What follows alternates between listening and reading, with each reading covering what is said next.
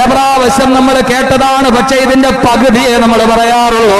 റസൂലും അവസാനം പറഞ്ഞ ഉപദേശമേടാ, ഉസീകും യാ ഉമ്മത്തി ബിസ്സലാ, എന്റെ സമൂഹമേ നമസ്കാരം ശ്രദ്ധിക്കണേ. ആയിഷ ബീവി പറയുകയാണ്, അല്ലാഹുവിന്റെ റസൂൽ പിന്നെയും എന്തൊക്കെയോ പറയുന്നത് കേട്ടോ. റസൂലുള്ള പിന്നെ പറഞ്ഞതെന്താന്ന് കേൾക്കാൻ ഞാൻ ചെവിയോട്ടപ്പോ അല്ലാഹുവിന്റെ റസൂൽ പറഞ്ഞതെന്താ? ഭാര്യമാരുള്ള ഭർത്താക്കന്മാരെ, ഇത് നിങ്ങളൊന്ന് കേൾക്കുമോ? റസൂലുള്ള ഏറ്റവും അവസാനം പറഞ്ഞ ഉപദേശം എന്താ? അല്ലാഹ അല്ലാഹ ബിന്നിസാ, അല്ലാഹ അല്ലാഹ ബിന്നിസാ ഫഇന്നഹുന്ന അവാനിൻ ബൈന അയ്ദീകും. നിങ്ങൾ നിങ്ങളുടെ ഭാര്യമാരുടെ കാര്യത്തിൽ അല്ലാഹനെ സൂക്ഷിക്കണേ. ഭാര്യമാരോടുള്ള കടമയിൽ അല്ലാഹനെ സൂക്ഷിക്കണേ. ഫഇന്നഹുന്ന അവാനിൻ ബൈന അയ്ദീകും, അവർ നിങ്ങളുടെ കൈകളിൽ ഏൽപ്പിക്കപ്പെട്ട അമാനത്താണ്. ഈ നിക്കാഹിനെ കുറിച്ചല്ലേ നബി തങ്ങൾ വഫാത്തിന്റെ സമയത്ത് പറഞ്ഞത്?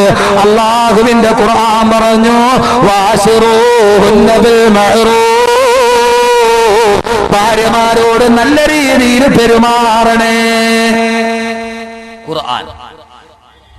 അള്ളാഹുവിന്റെ റസൂൽ വഫാത്താകുന്നതിന് തൊട്ടും പറഞ്ഞ് നിസ്കാരം മാത്രമല്ല, നിസ്കാരം പറഞ്ഞിട്ട് നബി തങ്ങൾ പറഞ്ഞെന്താ?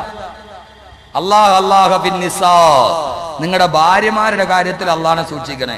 നിസ്കാരത്തിന്റെ കാര്യത്തിൽ അള്ളാഹനെ സൂക്ഷിക്കണം, ഭാര്യമാരോടുള്ള കടമയുടെ കാര്യത്തിലും അള്ളാഹനെ സൂക്ഷിക്കണം എന്ന് പറഞ്ഞാൽ അതിന്റെ അർത്ഥം എന്താ?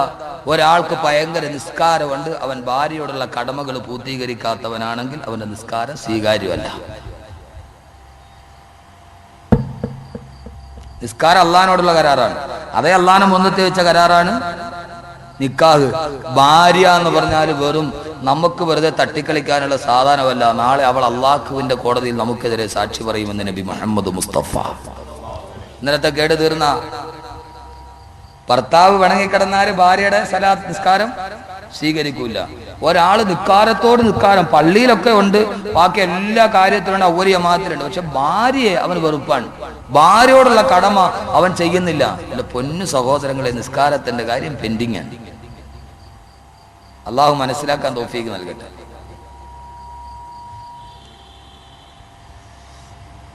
നിക്കാഹ് എന്ന് പറഞ്ഞാൽ കളിച്ച കാര്യം. നമുക്ക് നിക്കാഹല്ല. ഇത് ഈ ആഡിറ്റോറിയത്തിന്റെ പേരെന്തുവാ? MSR auditorium. ദക്ഷിണ ഉണ്ടായത് MSR ഉള്ളവർക്ക് മാത്രമല്ല, MSR ആഡിറ്റോറിയം. അപ്പൊ ഏതായാലും ആഡിറ്റോറിയത്തിൽ നിക്കാഹ് നടക്കാൻ വേണ്ടി ഉസ്താദ് വരും, വിളിച്ചിട്ട് എടേ ഈ കല്യാണം കഴിഞ്ഞല്ലേ മൊയ്യാര് വന്നോളൂ, താലികെട്ട് പിന്നെയാണ്. കല്യാണം എന്ന് പറഞ്ഞാൽ എന്താ? താലികെട്ട്. നിക്കാഹ് ഇതൊന്നുമല്ല. എന്റെ പ്രിയപ്പെട്ടതിന് ആരെയൊക്കെ സാക്ഷി നിർത്തിയിട്ട് നമ്മൾ പറയുന്ന അള്ളാനെ സാക്ഷി, റസൂലുള്ളാനെ സാക്ഷി, ഇതൊക്കെ കഴിഞ്ഞിട്ട് സെക്രട്ടറി കൊണ്ടുവരണ ഒരു മഹസറുണ്ട്. ഇവിടെ ഇല്ല മഹസർ. ഇത് ജമാഅത്തല്ല. ഇത് സ്വതന്ത്ര പള്ളിയാണല്ലോ. ഇവിടുത്തെ ജമാഅത്ത് ഏതാ? കോഴിക്കോട്, കുറക്കോട്. അപ്പൊ കുറക്കോട് ജമാഅത്തിലെ സെക്രട്ടറി മഹസറുമായിട്ട് വരൂല. നിക്കാഹൊക്കെ പറഞ്ഞു കഴിഞ്ഞ് എല്ലാം കഴിഞ്ഞിട്ട് അൽ ഫാത്തിഹ. ആരൊക്കെയാണ് നിക്കാഹിന്റെ സാക്ഷി? അപ്പൊ നാട്ടിലെ വലിയ ആളുകൾ എന്റെ പേരങ്ങ് എഴുതിക്കോടെ. എഴുതിയില്ലെങ്കിൽ സെക്രട്ടറിയും പ്രസിഡന്റ് അടുത്ത കമ്മിറ്റി പുറത്ത്. നിക്കാഹിന് ആരൊക്കെയാണ്? ഞാൻ തന്നെ എഴുതി വെച്ചോ. നാളെ അള്ള വിളിക്കും. ആരൊക്കെ സാക്ഷി? പള്ളിയിലെ സെക്രട്ടറി സാക്ഷി. എന്താ കരുതി നിങ്ങൾ കളിച്ച കളിയാന്നാ? നാളെ ഈ ഭാര്യയും ഭർത്താവും അവരവിടെ വെച്ച് കരാറ് പൂർത്തീകരിച്ചില്ലെങ്കിൽ അള്ളാന്റെ മുമ്പിൽ സെക്രട്ടറി സാക്ഷി, പള്ളിക്കമ്മിറ്റി സാക്ഷി, ഈ ഞെളിഞ്ഞ് ഒപ്പിട്ടവര് സാക്ഷി, ഇമാമ് സാക്ഷി. അള്ളാഹിനോട് അള്ളാഹു ഞങ്ങളുടെ മുമ്പിൽ വെച്ച് ഇവൻ കരാർ ചെയ്താണ്, അള്ളാഹു വിചാരണ ചെയ്യും എന്ന ആദരവായ പ്രവാചകൻ നബി മുഹമ്മദ് മുസ്തഫ. ഇമാമും വരും, നടത്തി കൊടുത്ത ആള്. ഇമാമ് പിന്നെ മൗമൂമിങ്ങളെ വിട്ടിട്ട് പരലോകത്ത് എവിടെ പോകാൻ? ഇമാമും മൗമൂമിങ്ങളും പരലോകത്ത് കാണും. ഖുർആൻ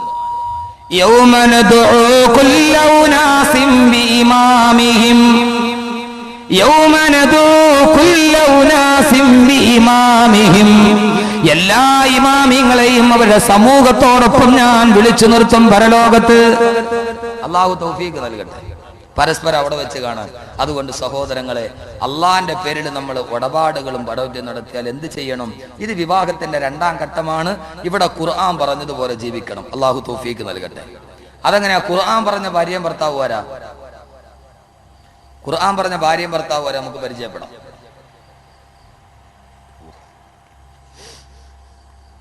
നമ്മൾ സാധാരണ കല്യാണമൊക്കെ കഴിഞ്ഞു, ഇനി കല്യാണം തുടങ്ങാൻ പോവാണ്. ആദ്യം ചില കാര്യങ്ങൾ നമ്മൾ നന്നായിട്ട് മനസ്സിലാക്കണം. നിക്കാഹൊക്കെ കഴിയും. നിക്കാഹ് കഴിയുമ്പോൾ ഉസ്താദ് പറയും അൽ ഫാത്തിഹ, അതിനൊക്കെ ഫാത്തിഹ പോയിട്ട് ഉസ്താദ് ദുആ ചെയ്യും. ഏതെങ്കിലും പുതിയാപ്പിള ആമീൻ പറയോ? ഉസ്താദിനോട് ദുആ ചെയ്യാണ്, അല്ലാഹുമ്മ അല്ലിഫ് ബൈന ഹാദൈനി സൗജൈനി കമാ അല്ലഫ്ത ബൈന ഇബാദിക സാലിഹീന വ ഇമായിക സാലിഹാത്ത്. അല്ലാഹുവേ, ഇവിടെ വിവാഹിതനാകുന്ന നവദമ്പതികൾ അവരെ രണ്ടുപേരെയും നിന്റെ പ്രവാചകനെയും ഭാര്യയെയും പോലെ അവരെ ജീവിതത്തിൽ നീ ഒന്നിച്ചു നിർത്തണേ അല്ലാ. ആ സമയത്ത് പുതിയാപ്പിളയുടെ കൈ ഇങ്ങനെ പുതിയ പെണ്ണിന്റെ കൈ തട്ടത്തിന്റെ ഞൊറിമാറ്റല്. ആമീൻ പറയാൻ ഒരാൾ പോലും തയ്യാറാവൂല. അവർക്ക് എങ്ങനെയെങ്കിലും ഉസ്താദിന്റെ ദുആ ഒന്ന് തീർന്നു കളഞ്ഞിട്ട് താലി കെട്ടണം, വീഡിയോക്കാരൻ വരണം, ഞൊറിയൊന്ന് ഇട്ട് നിൽക്കണം, എങ്ങനെയെങ്കിലും ഒന്ന് കഴിഞ്ഞാൽ മതി. എന്റെ സഹോദരാ, നിന്റെ ജീവിതത്തിന്റെ തുടക്കമല്ലേ. അല്ലാഹുവേ, ഇത്ര നാൾ ഞങ്ങൾ വേറൊരു വഴിയിലായിരുന്നു, ഇവിടെ ഞങ്ങളൊരു വഴി തുടങ്ങുകയാണ്. അല്ലാഹുവേ, ഞങ്ങളെ സ്വീകരിക്കണേ അല്ലാ എന്ന് ആത്മാർത്ഥമായിട്ട് ആമീൻ പറയേണ്ട സമയം ആ സമയമല്ലേ. 27-ാം രാവിനല്ല ആമീൻ യഥാർത്ഥമായിട്ട് ആത്മാർത്ഥമായിട്ട് പറയേണ്ടത്. നിക്കാഹ് നടക്കുമ്പോൾ ദുആ ചെയ്യണം, അല്ലാഹുവേ, ഞങ്ങളൊരു പുതിയ ജീവിതം തുടങ്ങാൻ പോവാൻ, പടച്ചവനെ ആമീൻ ആമീൻ സ്വീകരിക്കണേ അല്ലാഹുവേ. ഇത് പുതിയാപ്പിള ഇങ്ങനെ പറയൂ. ഇതൊക്കെയാണ് ഇതിന്റെ തകരാറ്. ഇതൊക്കെയാണ് ഇതിന്റെ തകരാറ്. മനസ്സിലാക്കാൻ അള്ളാഹു തൗഫീക്ക് നൽകട്ടെ. കല്യാണമൊക്കെ കഴിഞ്ഞു, ഖുർആനിലെ ഭാര്യയും ഭർത്താവും നമുക്ക് പരിചയപ്പെടാം. കല്യാണമൊക്കെ കഴിഞ്ഞ പിന്നെ നമ്മുടെ കൂട്ടുകാർ ഒരു 2 ആഴ്ചത്തേക്ക് വെളിയിൽ കാണുമോ?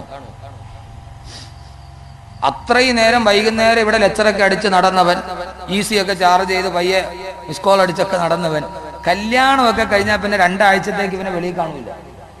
2 ആഴ്ച കഴിഞ്ഞിട്ട് ഇവൻ പയ്യെ ഇങ്ങനെ വരും.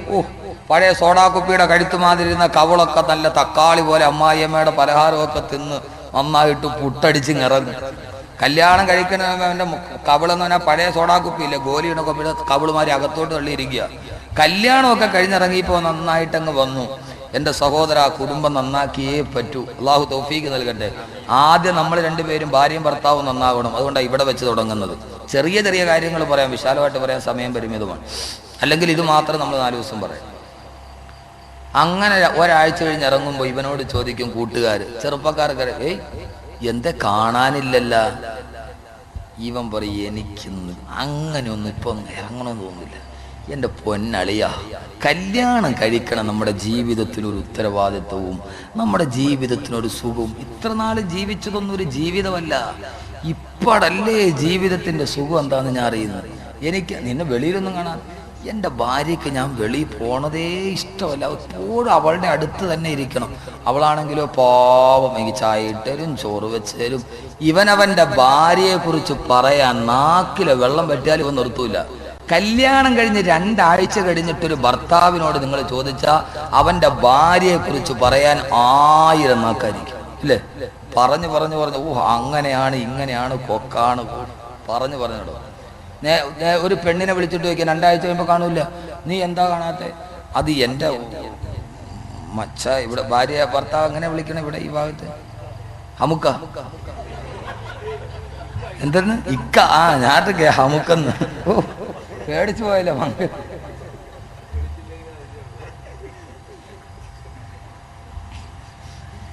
അപ്പോ എൻ്റെ ഇക്കാക്ക് ഞാൻ എപ്പോഴും കൂടെ വേണം, അടുത്തിരിക്കണം.